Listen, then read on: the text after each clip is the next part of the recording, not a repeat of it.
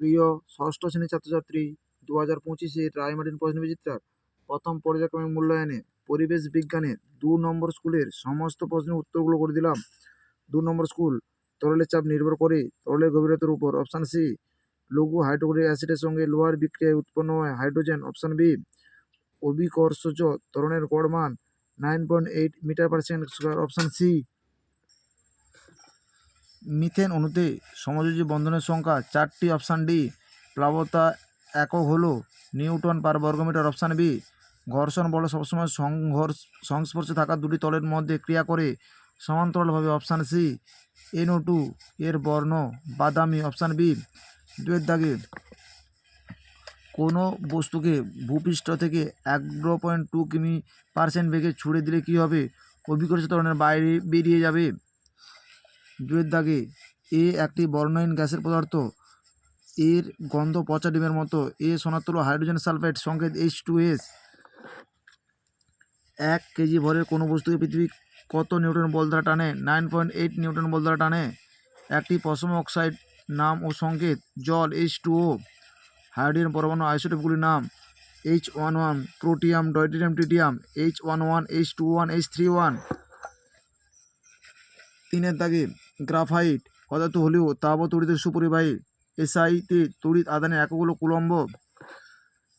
দেহের কোথাও কেটে গেলে রক্ত জমাট বাঁধতে সাহায্য করে লোহা, সংকেত Fe। স্থির ঘর্ষণ বল কাকে বলে? এটা পাঠ্যপুস্তক বইয়ে রয়েছে, তোমরা একটু দেখে নিও। নিউটনের মহাকর্ষ সূত্রটি লেখো। 40 নম্বর পৃষ্ঠার 3 দাগের প্রশ্নের উত্তরটি তোমরা দেখো। 40 নম্বর পৃষ্ঠার 3 দাগে মহাকর্ষ সূত্রটি কে আবিষ্কার করেন? এই সূত্রটি বিবৃত করো। এই প্রশ্নের উত্তরটি তোমাদের উল্লেখ করতে হবে।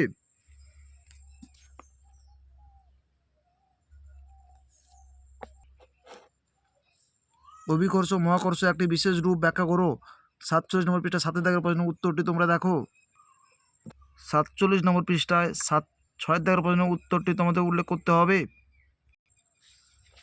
তরলের চাপ কোন কোন বিষয়ের উপর নির্ভর করে? 18 নম্বর পৃষ্ঠায় 1 দাগের প্রশ্নের উত্তরটি তোমরা দেখো।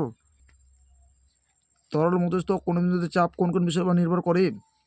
তরলের চাপ নির্ভর করে তরলের গভীরতা, তরলের ঘনত্ব এবং অভিকর্ষ ত্বরণ, এই 3টি বিষয়ের উপর তরলের চাপ নির্ভর করে। ধাতু অধাতুর মধ্যে 3টি পার্থক্য। 159 নম্বর পৃষ্ঠার 3 দাগের প্রশ্নের উত্তরটি তোমরা দেখো। ধাতু অধাতুর মধ্যে পার্থক্য বিষয় উল্লেখ করে পার্থক্যগুলো তোমরা উল্লেখ করবে।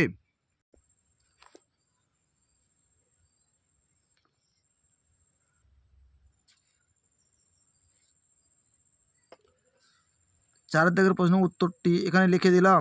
জেটেনের সঙ্গে H2SO4 বিক্রিয়ায় হাইড্রোজেন গ্যাস নির্গত হয়। আইসোটোপ কাকে বলে? 175 নম্বর পৃষ্ঠা 24 দাগের প্রশ্নের উত্তরটি তোমরা দেখো। 175 নম্বর পৃষ্ঠায় 24 দাগের প্রশ্নের উত্তরটি তোমরা দেখো। লাইফ সায়েন্স প্রদত্ত যে কোষের অন্যান্য কোষের তুলনায় দৈর্ঘ্য অনেক বেশি তা হলো স্নায়ুকোষ। Option C. আত্মীয়থলি বলা হয় লাইসোজোমকে। অপশান বি, পিতামাতা থেকে তাদের দেহে সন্তানের যে বংশটি তা জিনের মাধ্যমে প্রভাবিত হয়। 1664 খ্রিস্টাব্দে বিজ্ঞানী লুইয়েন হক প্রথম সজীব কোষ পর্যবেক্ষণ করেন। কস্তম্ভ, খস্তম্ভ, কস্তম্ভ খস্তম্ভ করে দেওয়া রয়েছে, তোমরা একটু দেখে নাও।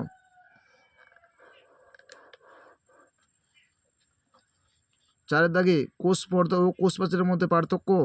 386 নম্বর পৃষ্ঠা 10 দাগের প্রশ্নের উত্তরটি তোমরা দেখো। কোষ পর্দা ও কোষ প্রাচীরের মধ্যে পার্থক্য বিষয়বস্তু উল্লেখ করে পার্থক্যগুলো তোমরা উল্লেখ করবে।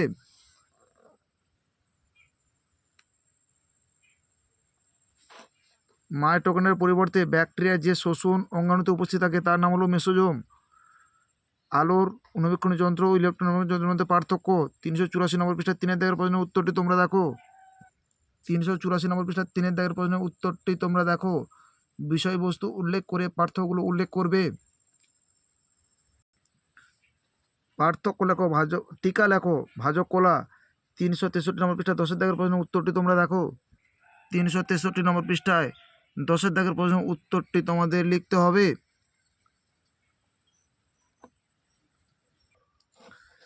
নিউক্লিয়াসের চিত্র অঙ্কন করো, যে কোনো দুটি অংশ চিহ্নিত করো। 366 নম্বর পৃষ্ঠায় 18 দাগের প্রশ্নের উত্তরটি তোমরা দেখো। 366 নম্বর পৃষ্ঠায় 10 দাগের প্রশ্নের উত্তরটি তোমাদের 18 দাগের প্রশ্নের উত্তরটি তোমাদের উল্লেখ করতে হবে।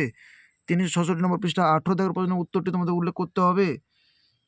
আদর্শ নিউক্লিয়াসের চিত্র যে কোনো 2টি বা 3টি নাম অবশ্যই তোমরা উল্লেখ করবে। আমাদের ভিডিওটি যদি তোমাদের ভালো লেগে থাকে তাহলে তোমরা লাইক করো, শেয়ার করো, কমেন্ট করো। আমাদের চ্যানেলে নতুন হয়ে থাকলে চ্যানেলটিকে সাবস্ক্রাইব করে পাশে থাকা বেল আইকনটিকে ক্লিক করে রাখো।